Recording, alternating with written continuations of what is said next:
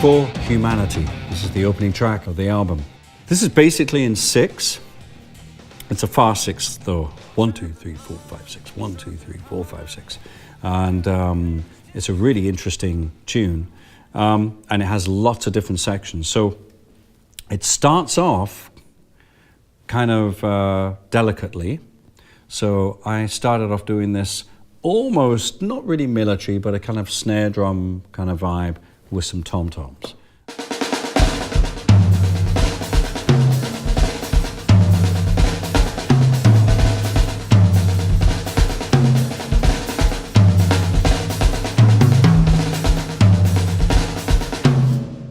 So that's the whole first intro. There's kind of 2 intros in this. And then that builds up into the basic start of the song, the basic hits, we just call them the hits,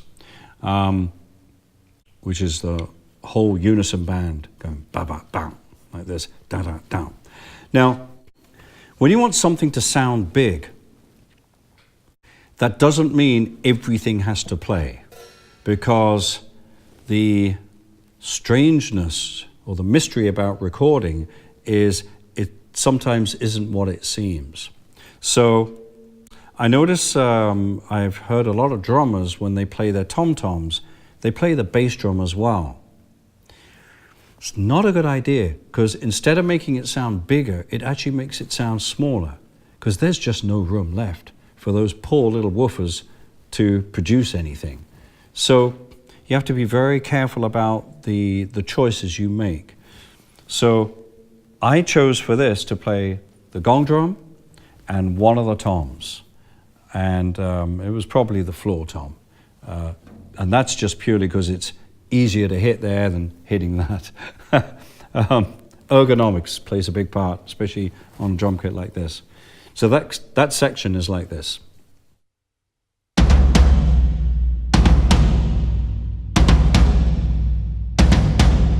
It's almost orchestral, actually. And then, after that section, nice big fill, and then the kick drum comes in. So all the bottom end has been occupied by these 2 drums, and of course the rest of the band, the bass and the guitars. And then we get to the groove, and then the kick drum takes over, and there's plenty of space for the kick drum. So it doesn't sound like the song's getting smaller. And that's always a tricky thing. You create this part of the song that's huge, but then the next part can tend to sound a little small, and you've got to, how are we going to do that? It's all perspective. And this is something you have to think of when you're playing a track. You have to think in those terms, not just musically and playing the song. You have to think sonically as well. What's going to fit, what's going to mix well, what's going to sound good. So again, we're in 6. And this is a pretty straightforward groove with a consistent backbeat, but it has a very interesting hi-hat pattern, which kind of makes it move nicely with the guitars.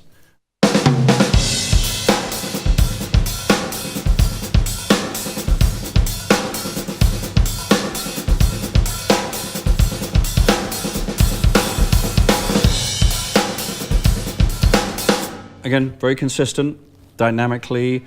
This is a much louder song, so I'm playing, I would say, forte most of the time.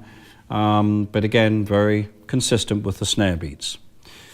The chorus section, which is basically the same groove, it's just tonally it changes because I go up to the right cymbal. So I'll just play a little bit of that for now.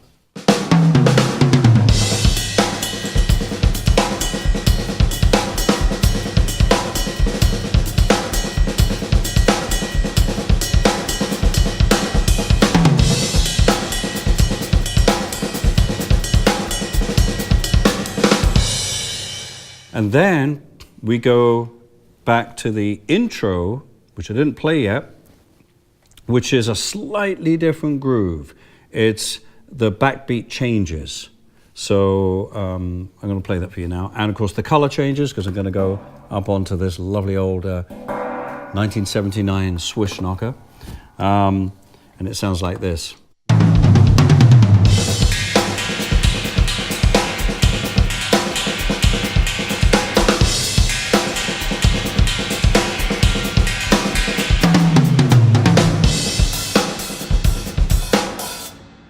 next section is a section we call rap section, although it's nothing to do with rap music at all.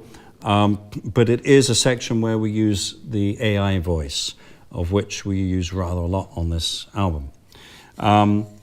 So this had to be a very different section, and I remember when we were cutting it, I thought, well, maybe I can introduce the first intro, which is kind of the little snare drum and the toms, but make it much more of a tom-tom feature. It's only a short section, but it seemed to work quite nicely tonally, and it worked to have a voice that's not a singing voice, but more of a narrative voice. It can be very difficult in a mix for a narrative voice to actually be heard when there's an awful lot going on. Normally when you have dialogue, when we mix, we bring the music down, or we actually EQ the music, so there's a big hole in it for the voice to be heard. So that took a little sorting out, not to be too bombastic, not too loud, but to make it interesting enough. It was something like this. I don't remember exactly, but something like this.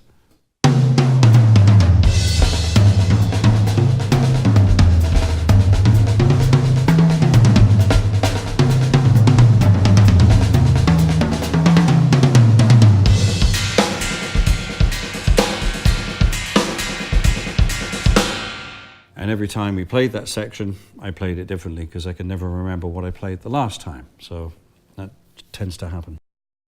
There's a solo section, which happens after the AI section, but I do remember in the AI section, I have these things here. These are called octobans. In making most records, I don't use them very often unless it's something very specific that works as a groove with them. But this was a nice little section to be able to add a couple of fills in with it. So right after the AI section, actually it's still during it, I kind of put a few of those little fills in, something like this.